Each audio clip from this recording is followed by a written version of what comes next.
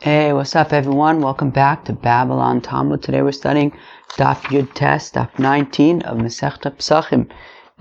Look, what can I tell you? We're continuing our discussion of tumah and tara. It is our second to last day. And today we are going to discuss the opinions of Rabbi Yossi and Rabbi Akiva when it comes to tumah and tara. The sugya of tseruf by kodshim. If you have like a kli and there's some kodshim in it, and some tumah gets on one part of the kli, is it matami the kodshim on the other part of the kli? Then we talk about different kinds of tumah in Yerushalayim in the Beis Hamikdash. Alrighty, we're going to start at Daf Yud Ches Amud Beis. Let's start, I guess. We did this at the end of the day yesterday, but I think it probably makes sense to begin with it today and repeat it. It's about 10 lines from the bottom of Yud Ches Amud Beis. Amar le Ravina le Ravashi. So it says Ravina to Ravashi, Amar Rava le Rabbi Yossi savar k'Rabbi Akiva v'le Rabbi Akiva savar k'Rabbi Yossi. So we had been saying up until now that Rabbi Yossi's opinion is that mashkin are matami midoraisa. And in explaining Rabbi Yossi's opinion yesterday, the Gemara had said, how does Rabbi Yossi know that mashkin are matami midoraisa? So he quoted the opinion of his teacher, Rabbi Akiva, about yitma, yitami acherim, that whole thing. So now, Ravina asks Ravashi, he says, Ve'amar Rava, but didn't Rava say, Lo Rabbi Yossi savar k'Rabbi Akiva, v'lo Rabbi Akiva savar k'Rabbi Yossi? But didn't Rava say that Rabbi Yossi does not hold like Rabbi Akiva? And Rabbi Akiva does not hold like Rabbi Yossi?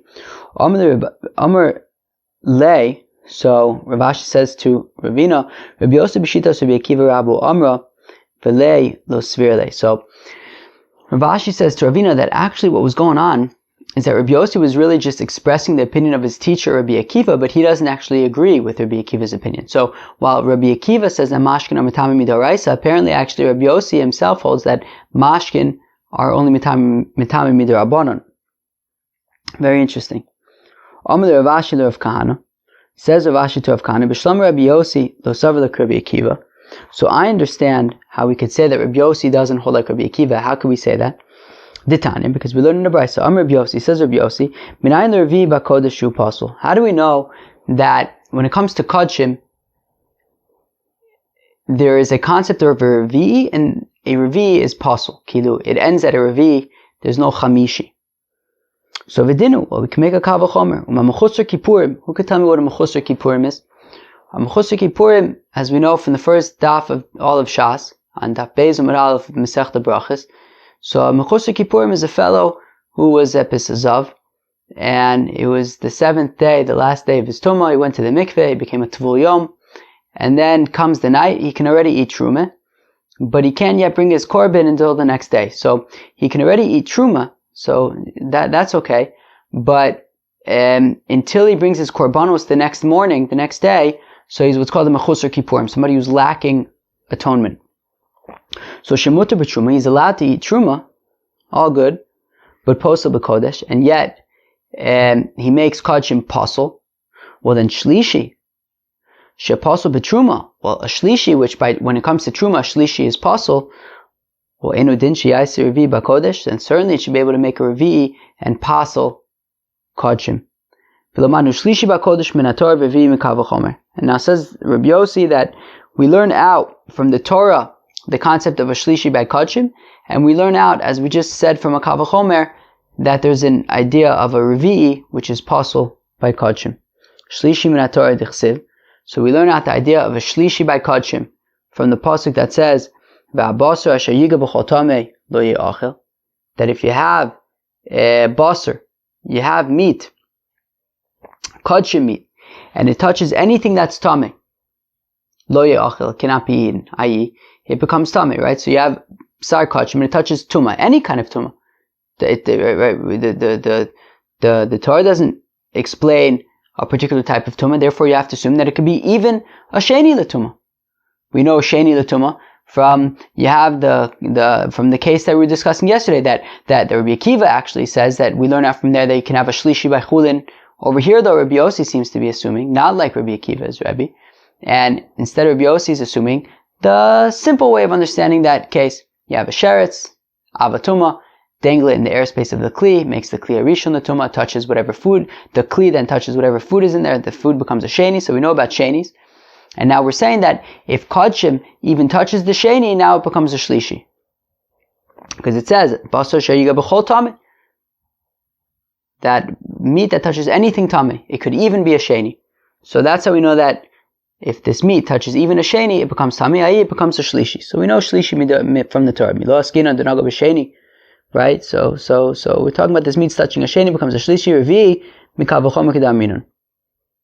And how do we know that there's a concept of a revi by kodshim? From the kav v'chomer that we just said. That, well, if a mechusar kippurim, who he can interact with truma and not make it possible, and yet he makes kodshim possible, well then certainly a shlishi, which when it comes to truma is possible, well, if it touches kodshim, it'll make it, or revi, and make it possible. V'isakadaitech savak Rabbi Akiva, and if it would enter your mind that Rabbi Yossi holds like Rabbi Akiva, that by this whole situation with the sheretz and the kli, you can even, right, yitma, yitame, right, makes other things tame, well then, that means that you can have a shlishi by chulin, from which we can learn from there that even you can have a revi'i by truma and a chamishi by kodshim. So nisne nam revi'i b'truma v'chamishi b'kodesh. So, from the fact that Rabbi Yossi stops it at a shlishi b'truma and a revi'i b'kodesh, so then he must disagree with Rabbi Akiva and say that there is no such thing as a shlishi by chulin. Rabbi Akiva lo savar Rabbi Yossi min alan. How do we know that Rabbi Akiva does not hold like Rabbi Yossi? And what this means is that Rabbi Akiva does not hold like Rabbi Yossi's kal v'chomers. Meaning, as we're going to see, Rabbi Akiva agrees with Rabbi Yossi that you know, the furthest you can go with truma is a shlishi, and the furthest you can go with kodshim is a revi. They agree. What the Gemara is saying is that actually Rabbi Akiva disagrees with Rabbi Yossi's kal v'chomers, right? He doesn't make those kal v'chomers, because if Rabbi Akiva, who says that by chulin you can even have a shlishi, were to hold of these kal v'chomers to learn you know, what's possible by truma and kodshim respectively, then you would learn out even a revi'i by truma and a chamishi by kodshim, but that's not the case. So it must be that Rabbi Akiva does not hold like Rabbi Yossi, i.e. he doesn't hold of using these kal v'chomers to learn a revi'i by truma and a chamishi by kodshim. So Rabbi Akiva lo savak Rabbi Yossi min alan. How do we know this? So Amar lei, well, so Rav Kahana says to Rav Ashi, so these next words kind of like, I feel like don't make any sense, but there's a point to it. So you could stick with the point, which is that, so let's try to translate it and see how it doesn't make sense if you translate it literally. Or maybe it does make sense. Let's see.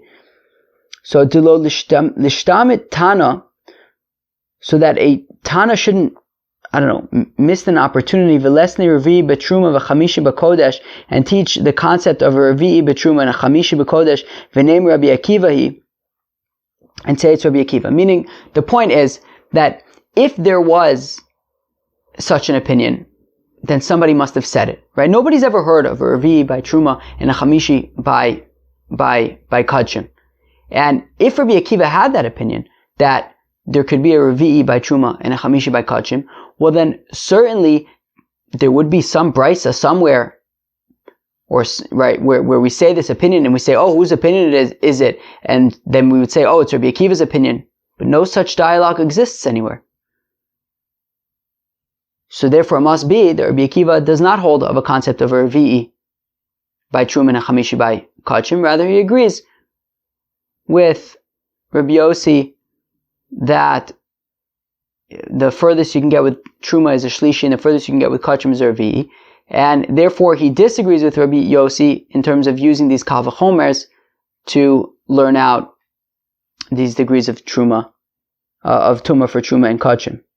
Wait, so we're just going to assume that that's Rabbi Akiva is based on sort of the negative, like the negation, meaning the fact that we can't find any brisa where somebody alleges that Rabbi Akiva holds of a Revi and a Chamishi respectively, therefore it must be that it's not his opinion. So Nafak Ravashi v'Temer of Kahana Dak ve'Ashkach Haditnan. So Ravashi, some say of Kahana, then went out and found the following Mishnah. Hakli Mitzayef es Masha B'Socho LaKodesh Avalo L'Truma. So we have a Mishnah that says that if you have a vessel, and in the vessel, on one end of the vessel, let's say it's a long vessel, and on one end there's some kodshim meat, and on the other end there's some kodshim meat. And then some tumah touches the meat on one end of the kli. The fact that they're both inside of the same vessel, even though they're not actually touching each other, is enough to make both meats puzzle. Tameh. Avalola truma. The same would not be the case with truma. If you have truma on one end, some more truma on the other end, but they're not touching each other, and then some of the truma becomes tameh, the fact that they're in the same kli will not mean that all the truma becomes tameh. And then continues the Mishnah, that the furthest it gets with truma is a shlishi, the furthest it gets with kachim is a revi'i. Okay, fine. So this Mishnah seems to be saying that there's no such thing as a concept of a revi'i b'truma and a chamishi b'kachim. The furthest you get is a shlishi b'truma and a revi'i b'kachim. And the question is, who's the author of this Mishnah? Meidusas Rabbi Akiva Nishnes Mishnah Zo, and says in the name of Rabbi Yochanan that this Mishnah is Rabbi Akiva. It's from the testimony of Rabbi Akiva. The Tanan, as we learn in the Mishnah, also for Rabbi Akiva, that Rabbi Akiva added Hasoles V'Aktoris V'Alavona V'Agacholim, that fine flour and incense and frankincense and coals, Shemnoga Tvul Yom B'Miktzason Pasal Eskulan, that if a Tvul Yom touches even some of them, then all of them become tameh. So, and the point is really being learned from the coals, right? If you have a whole pile of coals, so if you have a tvul yom who's a sheni, and he touches a coal, so that coal will become a shlishi. Maybe the coal that's touching it will become a revi, but what about the coal, at the other end of the pile? Why would that be tameh, right? Meaning, once already, one coal touches the next, but certainly within 2 or 3 coals you're at it. Nobody's ever heard about chamishi, shishi, shvi, batuma kelu. They're all individual units, so why would all of them be tameh? So the answer is they're all tameh because they're inside of a kli together, that the kli is mitzaref. And we're saying that this is Rabbi Akiva saying this opinion. So therefore, the initial Mishnah, which says that a kli is mitzaref everything that's inside of it, must also be Rabbi Akiva. And that same Mishnah said, Revi in Chamishi lo, Shlishi in Revi'i lo. And that initial Mishnah had said that the furthest you get with Truma is a Shlishi, and the furthest you get with Kachim is a Revi'i. So we see that it must be that Rabbi Akiva's opinion is that by Truma it's possible by Shlishi, and by Kachim it's possible by Revi'i. There's no such thing as a Revi'i by Truma and a Chamishi by Kachim. Amaksavet Serev D'Rabbanan, Ufliga D'Rabchanan. So now from the fact that Rabbi Yochanan was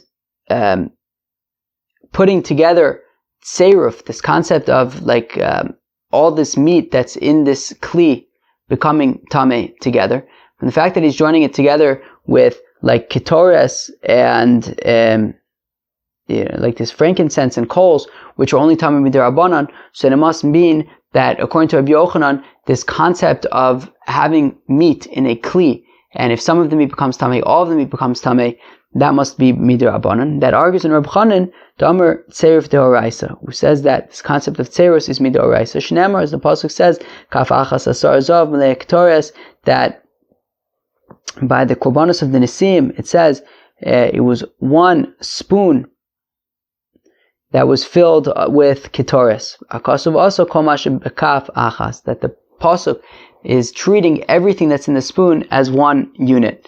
That so everything inside of the kli is mitzoraf, is joined together.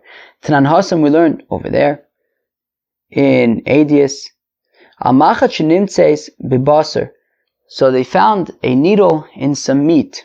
Shasakin v'yadayim tahoros, and what they testified about it is that the knife and the hands that interact with this meat and this needle are tahor. V'habasar tameh, but the meat is tameh. Okay, so they found some kind of needle. We're gonna have to figure out what's the deal with this needle. What is this needle? But they found a needle and some meat. The meat is tameh, but if you touch either the meat or the needle, your hands will be tahor. And if a knife touches something, it's going to be tahor as well. The Gemara is going to kind of get into this a bit. I'm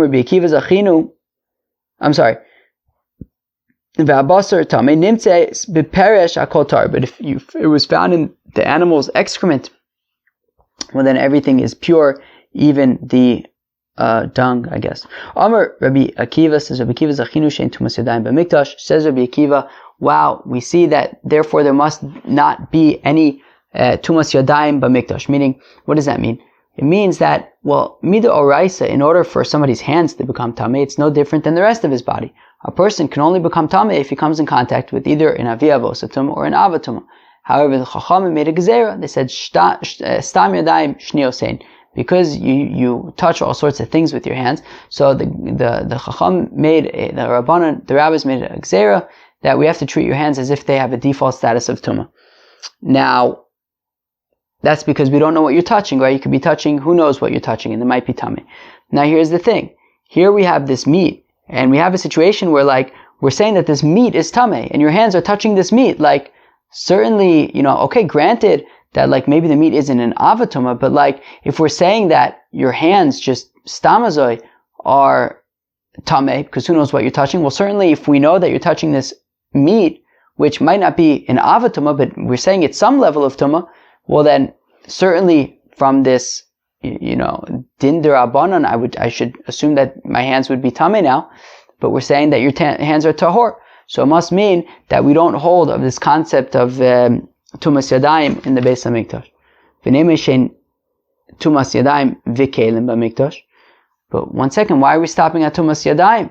We also said that the knife is tahor. So why don't we also say that there's no tumas kelim b'mikdash midirabanan? And I saw a note in the art scroll that said that we would have to assume that there was mashkin on the meat, because then the mashkin would become a rishon, and then it would touch the kelim. We say that kelim, mashkin can be mitame kelim midirabanan. Okay. So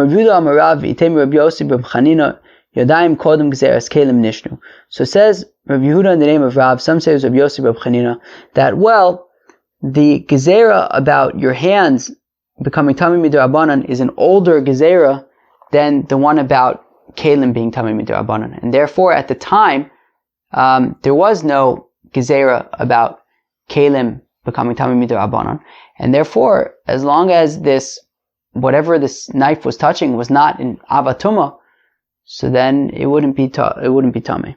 Okay. Amar Rava, says Rava, v'tarvayu b'bayom gazu. Says Rava, what do you mean? What do you mean? It's not true. I mean, you're arguing that the din derabanan about stam yadayim is an older din derabanan than kelim being able to be tameh midirabanan. It's simply not true. The Tananas we learned in a Mishnah, right? Because they were both taught on the same day. The Tananas we learned in a Mishnah, Sefer v'yadayim. The fact that we say that Sfarim, right? We say that Sfarim, like Sefer Torah and stuff, have a status of tumah, right? We learned to Masechta Shabbos because we didn't want because people would be nervous that they would put away their truma together with their Sifrei Kodesh, because they both are things that they would want to preserve from and make sure that they do not become tameh. The problem is that if you're storing your svarim with your truma, the mice are going to come and they're going to eat your truma and also eat your svarim. So they said, you know what, we have to treat the svarim as though they are tameh, so that you won't keep them together with your truma, because you want to keep your truma tahor. And then the mice won't eat the svarim. Vayodayim, and your hands, vatvuyom, and also tvuyom. The Gemara in Shabbos said that tvuyom actually doesn't belong on this list. Va'ochlin, and food, va'kelim shnitbu mashkin, and foods and vessels that became tamei through mashkin. They were all taught at the same time in that attic of Hananya ben, what was his name? Hananya ben Chizkiah ben Garun, at the beginning of Masechta Shabbos. No, so both the dinim of your hands being tamei midrabanan and of kelim being tamei midrabanan were taught in the same day. So if that's the case, why is Rabbi Akiva saying from here that only that there was no tumas yadayim b'mikdash? You should also say that there's also no tumas kelim b'mikdash. So Amar Rava hanach l'tumas sakin. Says Rava hak minishkan chaynik from tumas sakin. Dafilu b'chulin nami lo mitamu. Even if this was like chulin, there would be, even if this was outside of the Beis HaMikdash, this knife would not be tamei. How is it going to get tamei? Haisakin denaga b'mai. What's it touching? Ilema denaga b'basar. What are you concerned that it touched the meat? Hayinochum tamei kli. As we learned yesterday, that food is not metame kelim. Vel denaga b'machat. So what's you going to say that the knife touched the needle? V'ayin kli metame kli. Right? That a kli is not able to be metame another kli. We also discussed that yesterday. So we're saying, so what's special about the Beis HaMikdash here? I mean, there's nothing really to be metame this kli in the first place. In order for a kli to become tamei, it can only become, right, Adam v'kelim can only become tamei from an avatuma. And we don't have an avatuma over here. The Gemara asks, what is the dealio with this needle? What's this needle? Inema safek machat. If we're going to say, well, it was a safek machat, that we weren't sure if this needle was tamei or not. But it was stated, Rabbi Elazar Rabbi Yossi Rabbi Chanina, Chad Omer lo gazu al safek harokim shebYerushalayim, Chad Omer lo gazu al safek hakelim shebYerushalayim. But we have a statement by Rabbi Elazar and Rabbi Yossi Rabbi Chanina. Holy smokes! Rabbi Elazar and Rabbi Yossi Rabbi Chanina. Does that ring a bell? Well, obviously. If it didn't ring a bell, I wouldn't be saying anything. So yeah, it rings a bell. It rings a bell for me. That was the Gemara at the end of Masechta Eruvin and Daf Kuf Gimel. That was a complicated Gemara. I think that was also machlokas between Rabbi Elazar and Rabbi Yossi Rabbi Chanina. What were they talking about? About warts. About warts. If they were moist gishmaka warts or dry shvera warts. That was very complicated. If you're removing it biyad or bechli, very, very complicated stuff. I think that was also machlokas between Rabbi Elazar and Rabbi Yossi Rabbi Chanina. So this time they're talking about something else. Chad Omar lo gazu al safek harokin shebYerushalayim. One of them said that they didn't make a gezerah on safek spit. If you have spit and you don't know if it comes from a zav or not, what do you do? Chad Omar lo gazu al safek hakelim shebYerushalayim. One of them said that you don't make a gezerah on if you have vessels and you're not sure if they're tummy or not, so then in Yerushalayim they're tahor. No. So if that's the case, then what's the problem with this needle? Well, if we're saying it's a safek tumah, well, there's no safek tumah in Yerushalayim anyways. So Amar Yehuda Amar Rav Kugun Sha'avdalo Machat Tmei Meis. Aha. Yikir B'Basar.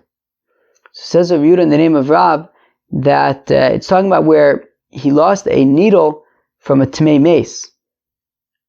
The Kira B'Basar. So it was this needle that became tamei from somebody who touched a dead body, from an avatuma, and that is why. And he lost it, and then he noticed it. He found it in the inside of the. I guess the animal ate it, and now now he found this tamei needle. Okay. Rabbi Yossi, Rabbi Avin Amar Kigon Shai Sapara Chasuma Uva Michutz LeYerushalayim. Rabbi Yossi Rabbi Avin says, well, this animal came from outside of Jerusalem, and its mouth was muzzled, so it couldn't have eaten anything in Jerusalem. So it must have eaten this needle outside of Jerusalem, and therefore, even though it's a safek tumah, while in Jerusalem it's tahor, outside of Jerusalem it's tamei, and therefore this needle is tamei. Gufa, we said earlier, Rabbi Elazar, Rabbi Yossi, Rabbi Chanina, Chad Omer lo gazu al safek harokin shebYerushalayim, v'chad Omer lo gazu al safek hakelim shebYerushalayim.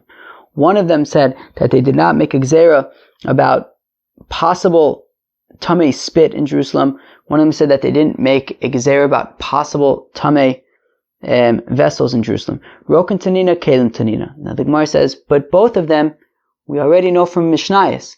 We didn't need Rabbi Elazar and Rabbi Yossi Rabbi Chanina to teach us that. We know that from Mishnayos. Rokin tanina. Where do we see that? We learn about the spit in Mishnayos. The Tananas, we learn in the Mishnah, Kol Rokin and Mitzrayim b'Yerushalayim, that if you find spit in Yerushalayim, Tahorin.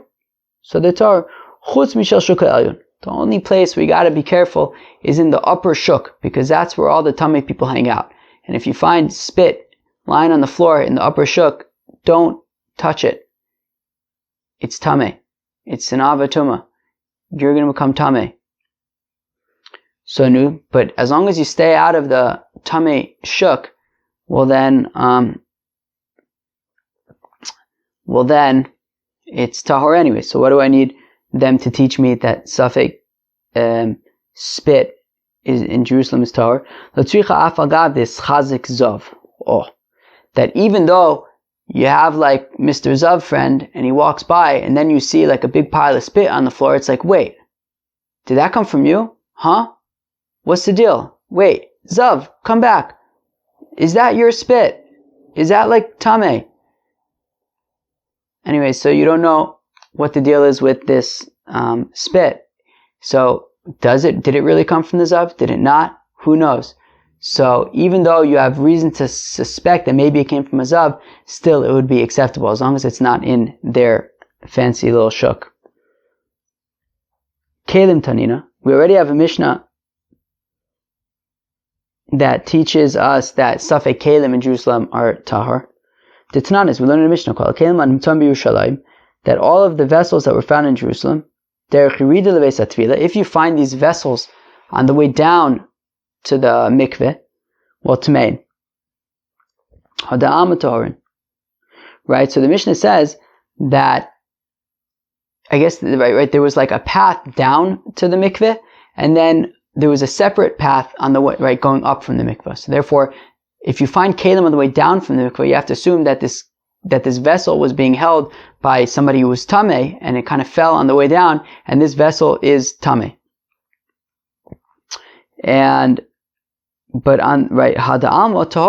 But if you find a vessel outside of this stairway, this path down to the mikveh, well then it would be tahor. So we already know that stam kelim that you find in Jerusalem are tahor.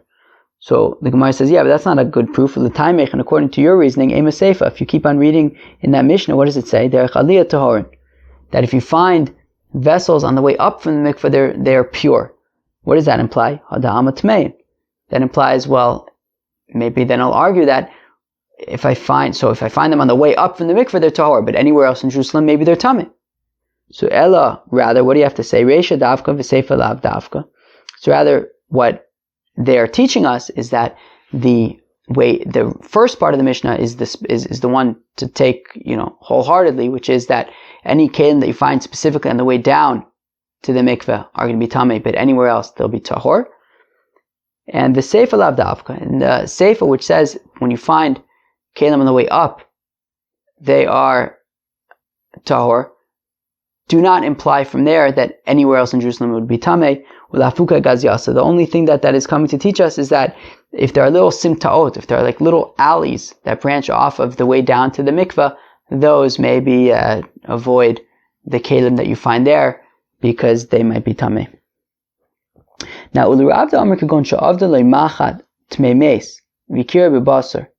now, according to Rav said that this needle that he found in the animal was the needle that touched somebody who touched a dead body. Now, we learned the other day, what daf was it on? Daf Yud Daled Amud Beis. Really? Was it Yud Daled Amud Beis? I guess so. Cherev, one second. Oh,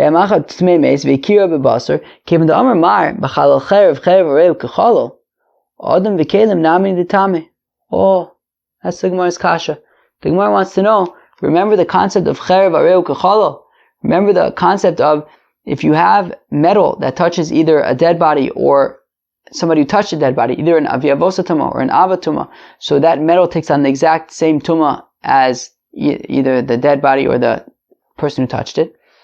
So in this case, this needle should be an ava tumah, right? If it became tummy from a tmei mace, if it became tummy from somebody who touched a dead body, from an ava tumah, so then the needle itself should be an ava tumah, in which case it should be matame the knife, no?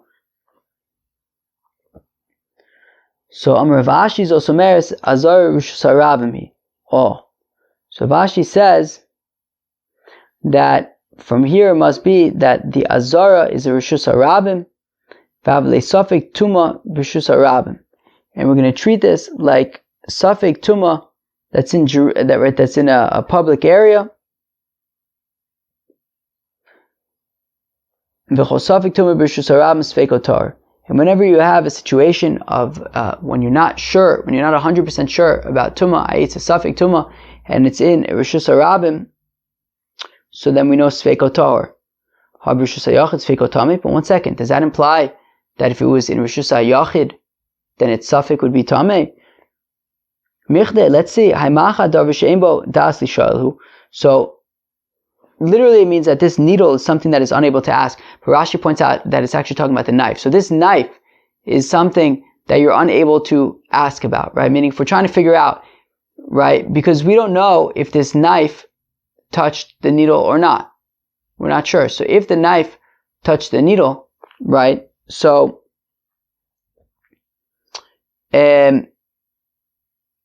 we want to say that if we treat the Azar like Rishus HaRabim, so then it would be Tahor, because it's Safek Tumah B'Rishus HaRabim would be Tahor, implying that if it was B'Rishus HaYachid it would be Tameh, but this knife is something that a knife isn't able to ask, okay?